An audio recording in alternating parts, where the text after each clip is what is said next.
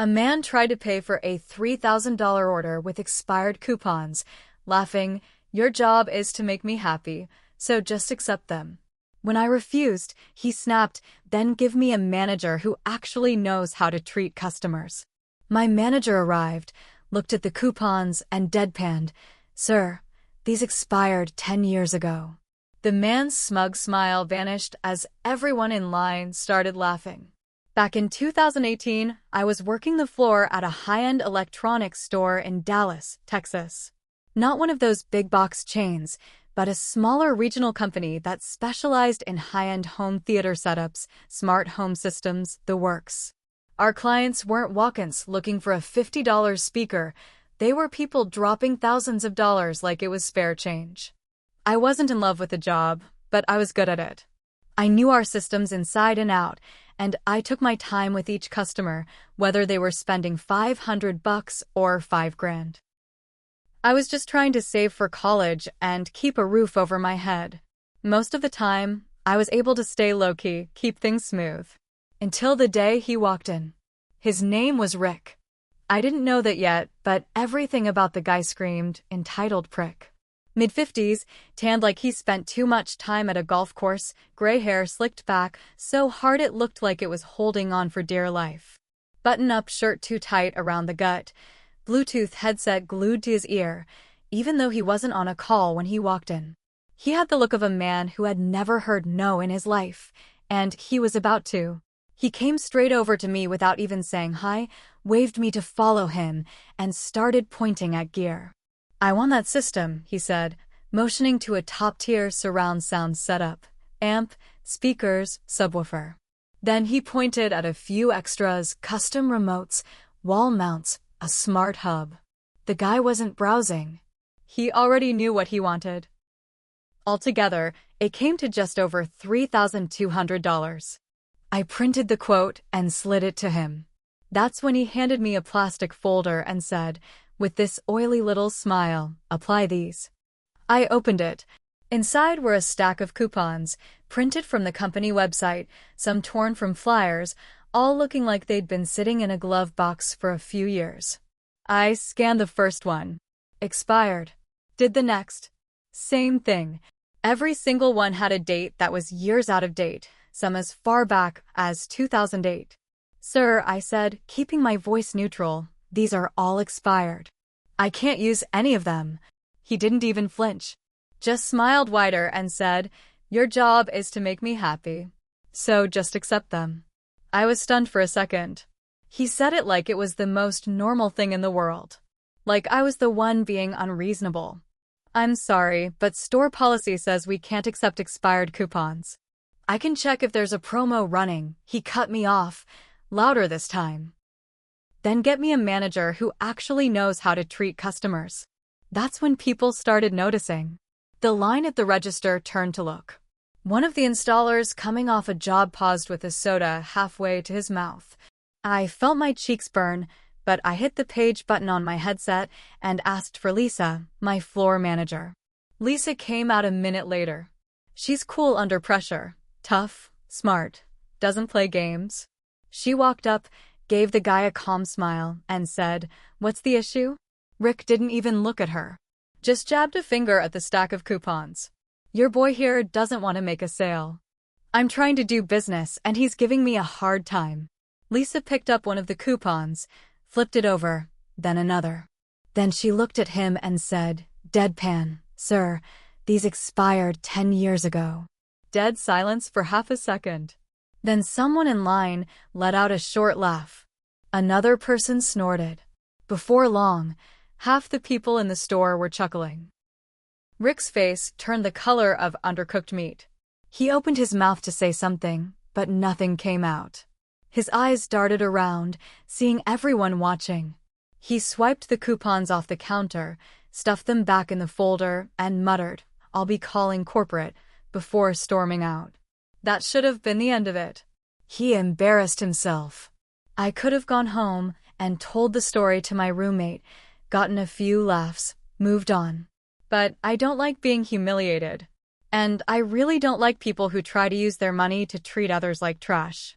So I started looking into him. I didn't even have his name at first. But the thing about guys like Rick?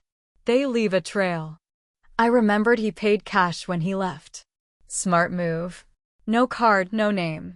But he'd left behind one of the expired coupons, must have slipped out of the folder. I picked it up after he left.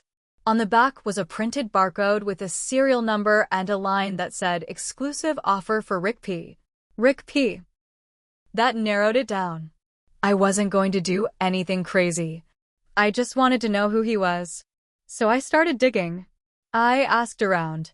One of the delivery guys, Rob, had seen Rick before. He said Rick had a custom install done by another branch about a year back.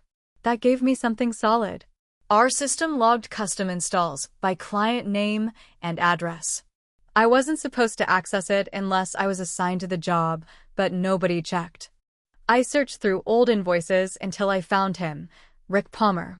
Address in Highland Park, fancy part of Dallas.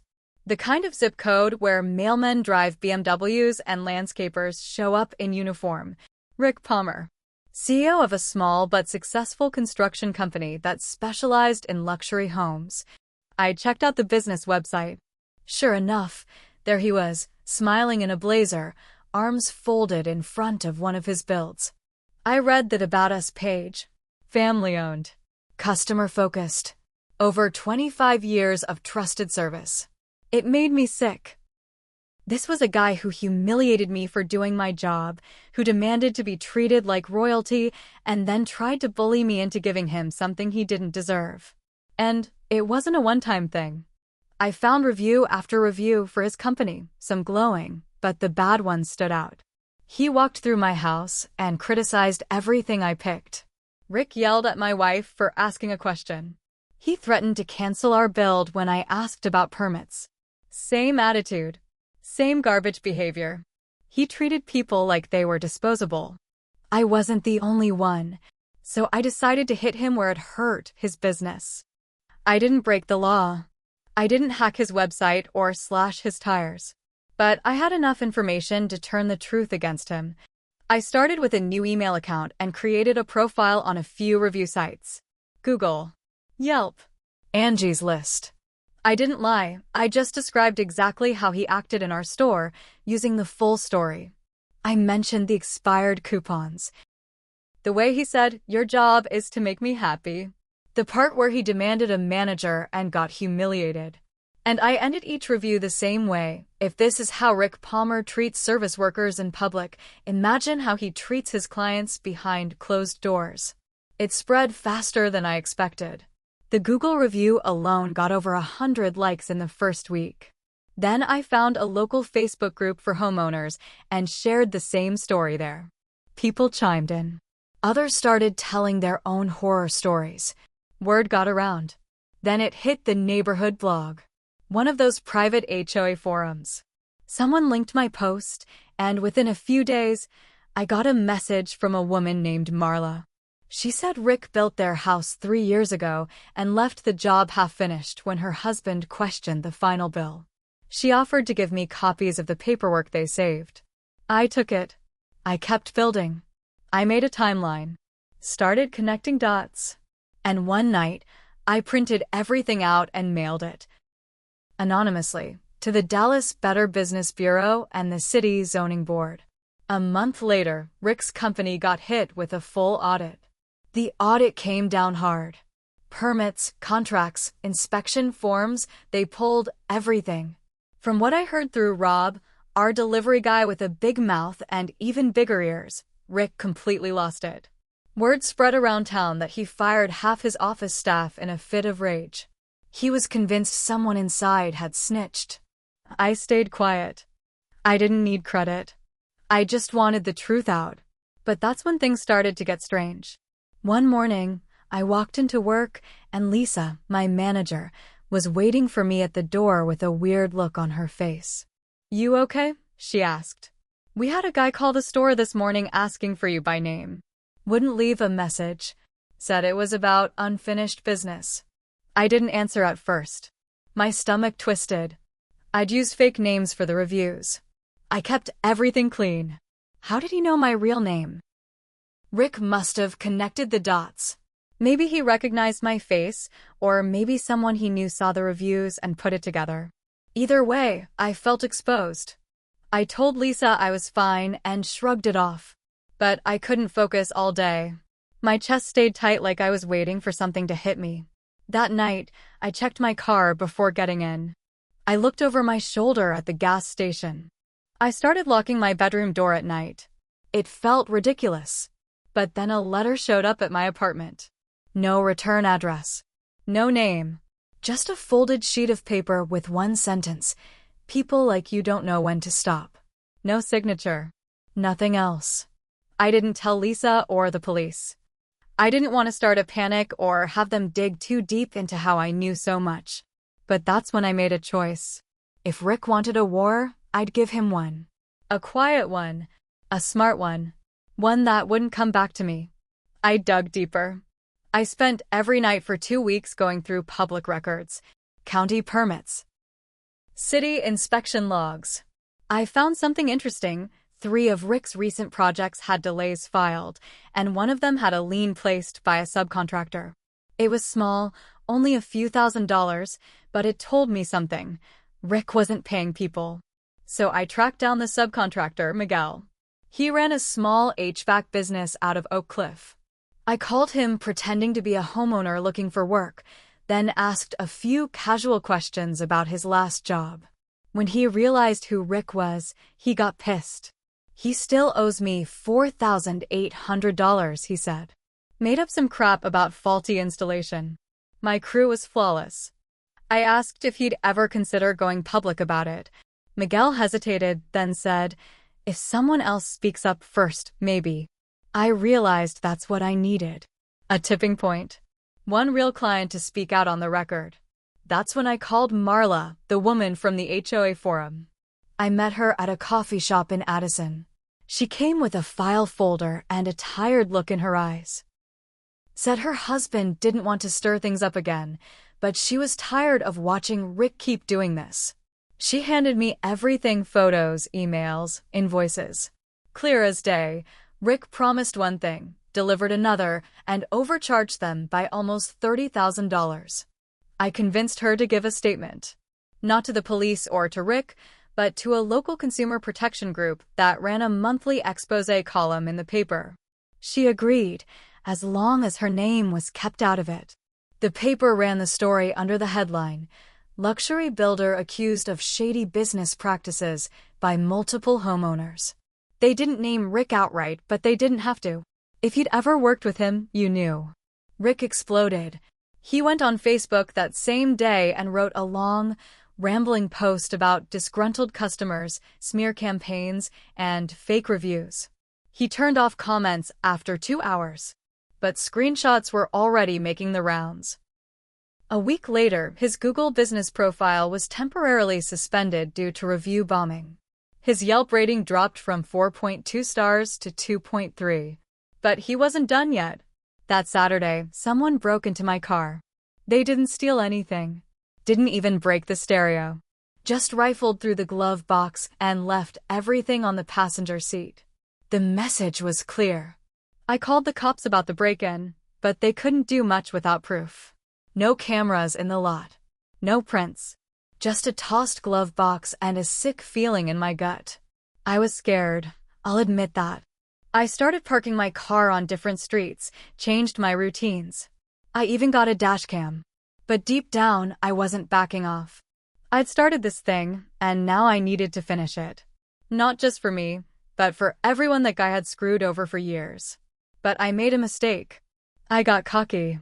I created a fake email under Rick's name and sent a tip to a local news station pretending to be a whistleblower.